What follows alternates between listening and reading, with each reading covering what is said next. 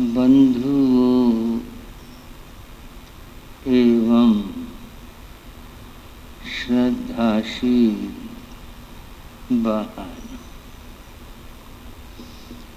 अभी आप हमारे श्री वसंत मुनि जी से गुरु और शिष्य की बड़ी सुंदर चर्चा सुन रहे थे। गुरु शिष्य का निर्माण करना चाहते हैं, इसीलिए कभी कभी गुरु का कठोर रूप भी सामने आता। महात्मा कबीर ने कहा था, गुरु कुम्हार शिष्य कुंभ है।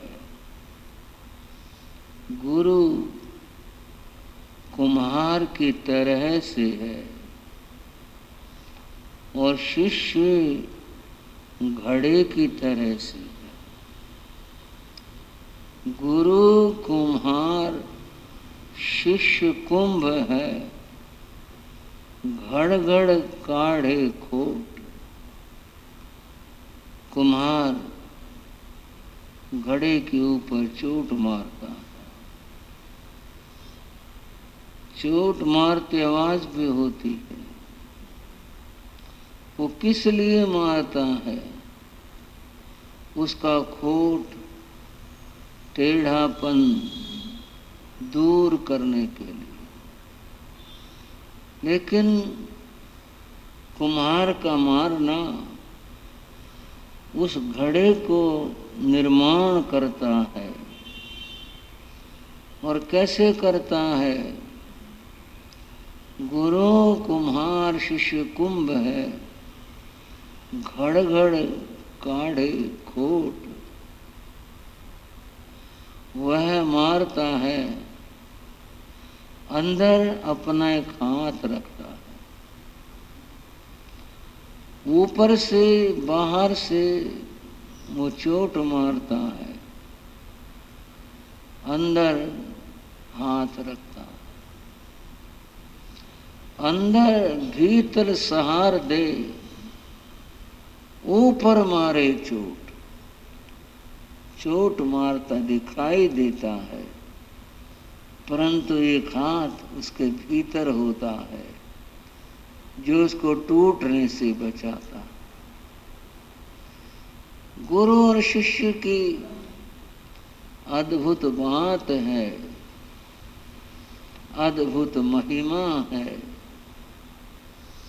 जो सच्चा शिष्य हो गया, उसने अपने जीवन का निर्माण कर लिया, अपने को बना लिया।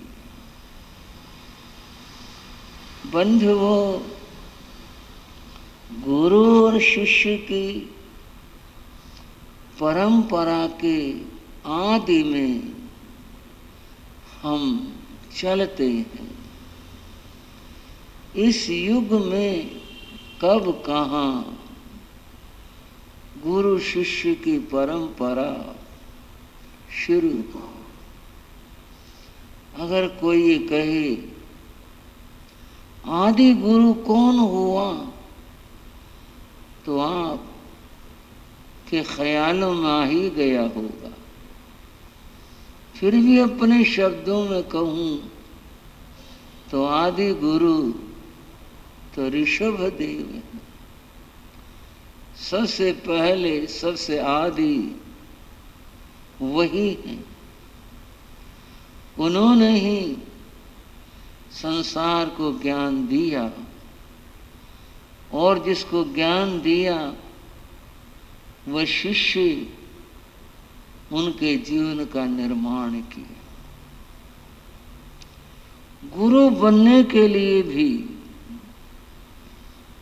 बड़ी तपस्या करनी पड़ती। तब कोई गुरु बन पाता। यूं दुनिया की बात कहूं तो एक कहावत है, काना बाती कुर्र।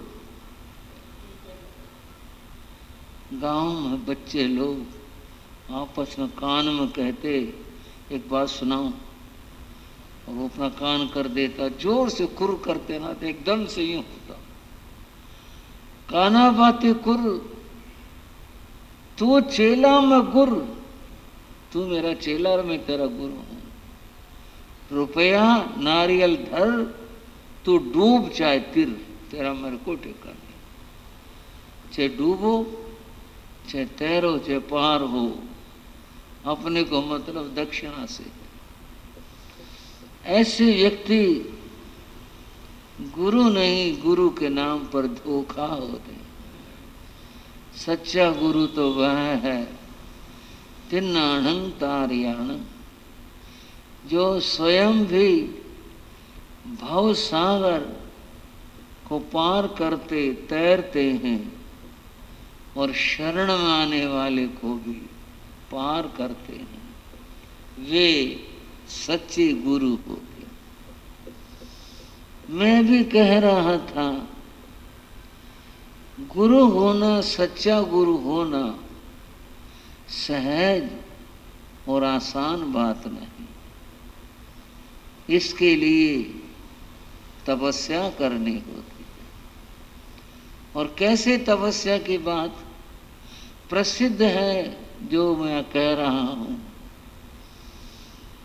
एक वृद्धा माता अपने पोते को लेकर एक गुरु के पास गई, अध्यापक, गुरु, आचार्य। जाकर उसने कहा, जिसको समझा दो क्या बात है। और इस बच्चे को गुड़ खाने की आदत है और उसके खाने से ही इसको कुछ बदपरहेजी से खाता होगा, कुछ फोड़े फुंसे होते हैं, इसको समझा दो। ये गुड़ हमारी तो मानता नहीं, आपके मान ले और छोड़ दे। गुरु ने कहा उन वृद्धा माता को, माता जी अगले सप्ताह आना, फिर बात करूंगा। उसने सोचा आज इनका काम होगा, समय नहीं होगा, वो बच्चे को लेकर चली गई। उसी दिन गुरु ने प्रतिज्ञा कर ली स्वयं में कि मैंने गुड़ नहीं खाना।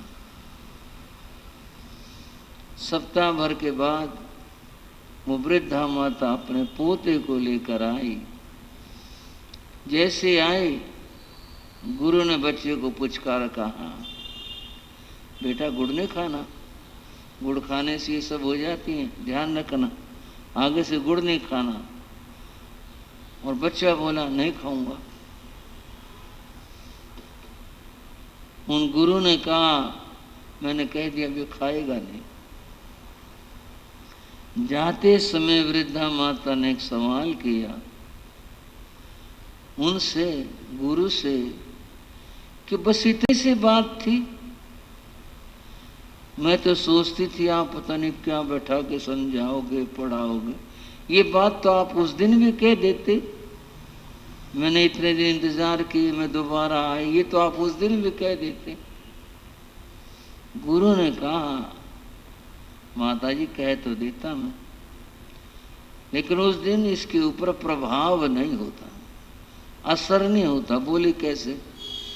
बोले उस दिन तक तो गुड़ मैं खाता था, जब मैं गुड़ खाता इसे कहूं तो मत खा, प्रभाव कैसे होगा। अब आप देखना ये खाएगा नहीं, क्योंकि मैंने उसी दिन गुड़ खाना छोड़ दिया। और बच्चे ने फिर गुड़ खाया नहीं।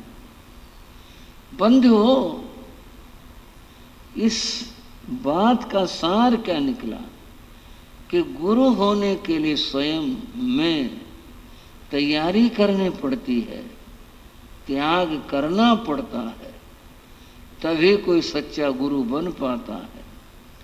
और अगर स्वयं में कोई तैयारी नहीं की और अपने जीवन में वो विकृति भरी रही, तो ऐसे गुरु के वचन सार्थक और प्रभावशाली नहीं बन पाते।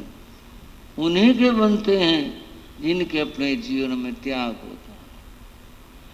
आदि गुरु की बात कर रहे हैं, ऋषभदेव भगवान की बात कर रहे हैं। आप देखो उनके पूर्व जन्मों में वो कैसे त्याग के मार्ग के ऊपर बढ़ते आ रहे हैं, त्याग की सीढ़ियों पर चढ़ते आ रहे हैं। और उन्होंने तीर्थंकर नाम कर्म का जो बंद किया, वो कितनी कितनी बड़ी तपस्याएं उन्होंने की, तब जाकर के ये हो पाया। उनकी आत्मा और उनके साथी ये सब 26वें देवलोक में जाकर उत्पन्न हुए। उसके बाद जो भव आया वह ऋषभदेव भव आया।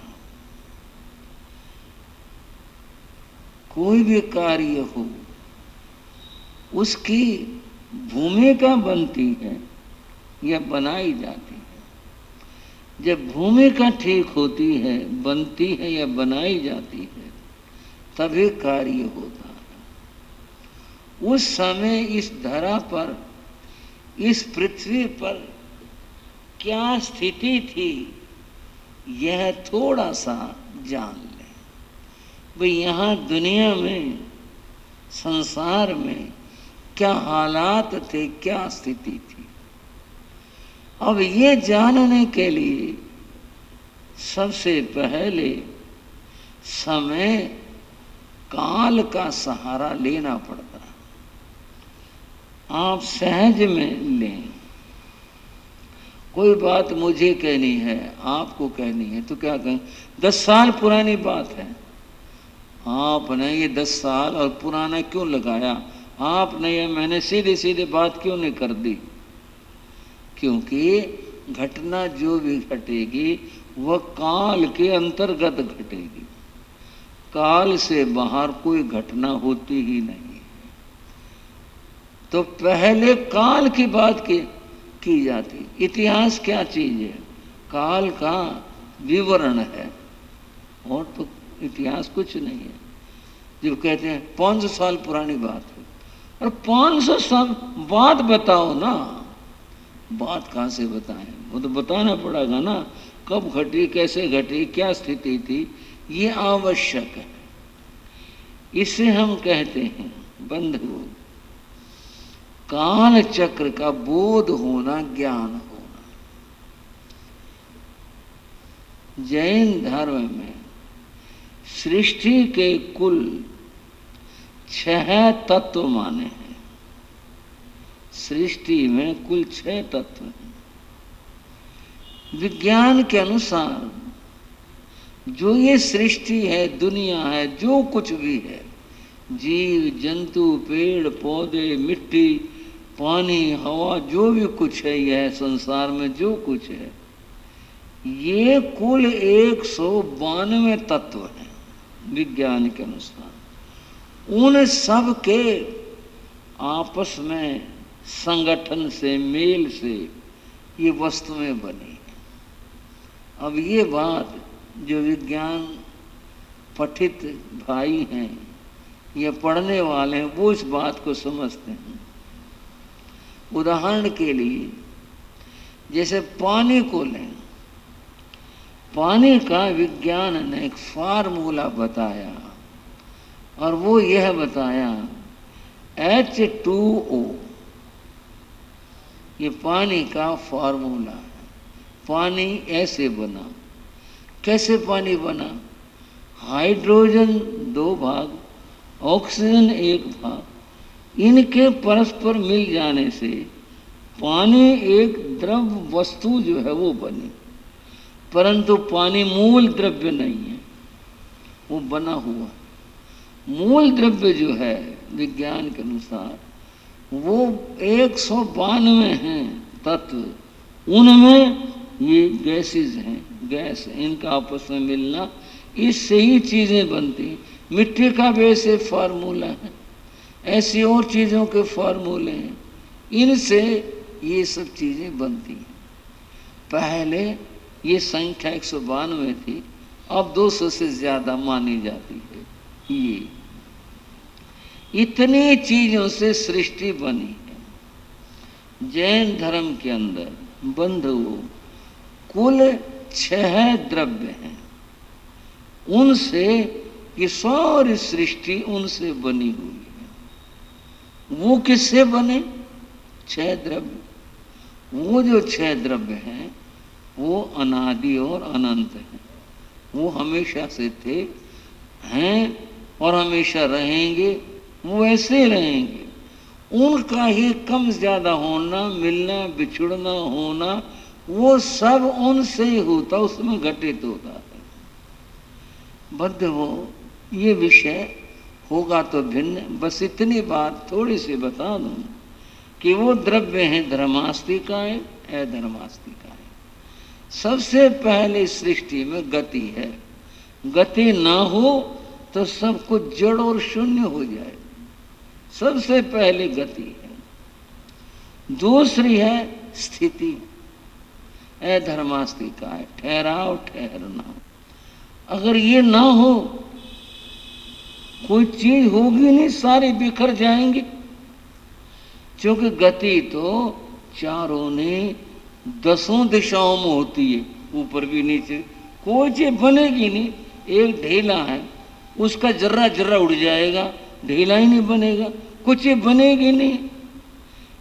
धर्मास्तिकाय के बिना कोई स्वरूप ही नहीं बनेगा, और धर्मास्तिकाय के बिना वो चीजें आएंगी नहीं और जाएंगी नहीं। इन दोनों का अपना महत्व